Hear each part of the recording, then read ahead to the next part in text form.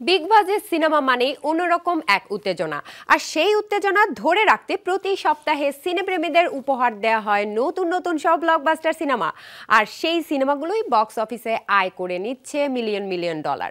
সপ্তাহ শেষে ব্যবসার দিক থেকে হলিউড বক্স অফিস টপ চার্টে কোন সিনেমাগুলো রাজত্ব করছে তা জেনে নেব এবার।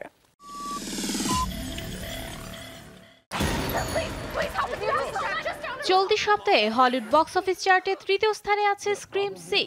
10 মার্চ মুক্তি পাওয়ার পর প্রথম সপ্তাহ বেশ ভালোই আয় করেছে সিনেমাটি।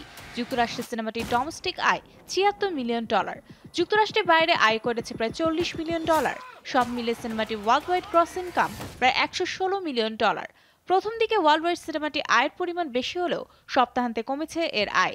2023 সালের ভৌতিক সিনেমার আয় হিসেবে এই সিনেমাটি এখন পর্যন্ত এবছরের সেরা ভৌতিক সিনেমা।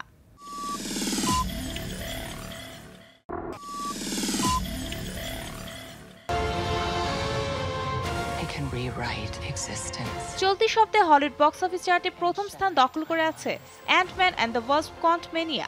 17 ফেব্রুয়ারি মুক্তি পাওয়া সিনেমাটি মুক্তির প্রথম সপ্তাহে বেশ ভালো আয় করেছিল। পরবর্তীতে স্ক্রিম 6 ও ক্রিড 3 কাছে প্রথম স্থান হারলেও এই মুহূর্তে বক্স অফিসে শীর্ষে রয়েছে সিনেমাটি।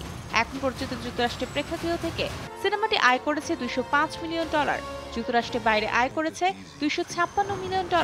প্রথম দুই সপ্তাহের সাথে তুলনা করলে এই সপ্তাহান্তে সিনেমাটি ক্রস ইনকাম বেশ কম। এখন পর্যন্ত সিনেমাটি মোট আয় $462 মিলিয়ন।